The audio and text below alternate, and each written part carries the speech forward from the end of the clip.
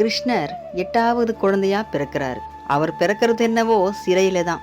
ஆனா பல பேருடைய சிறை வாழ்க்கையை மீட்கிறதுக்கும் விடுதலை கொடுக்கறதுக்குமே கிருஷ்ணர் பிறந்திருக்காரு. அவருடைய பிறப்பு ரொம்பவும் புனிதமானது. அதர்மத்தை அழிக்கவும் தர்மத்தை காக்க மட்டுமே கிருஷ்ணர் அவதரிச்சிருக்காரு. இந்த கிருஷ்ணர் அவதரித்த இந்த பொன்னான நாளில், ரொம்ப அற்புதமான திருநாளில் நம்ம கிருஷ்ணனை நினச்சி எல்லா வளமும் நலமும் பெறுவோம். யாருக்கு என்னென்ன குறைகள் இருக்கோ எல்லாமே கிருஷ்ணரோட அருளால் நமக்கு நீங்கும்.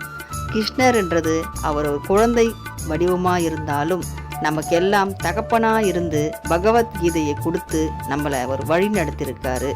இந்த பகவத்கீதையிலே சொல்லப்படுறது தான் இன்னை வரைக்குமே நடந்துட்டுருக்கு, இனிமேலும் நடக்க போகுது. அதனால் தர்மத்தை நம்ம பின்பற்றுவோம். நன்றி.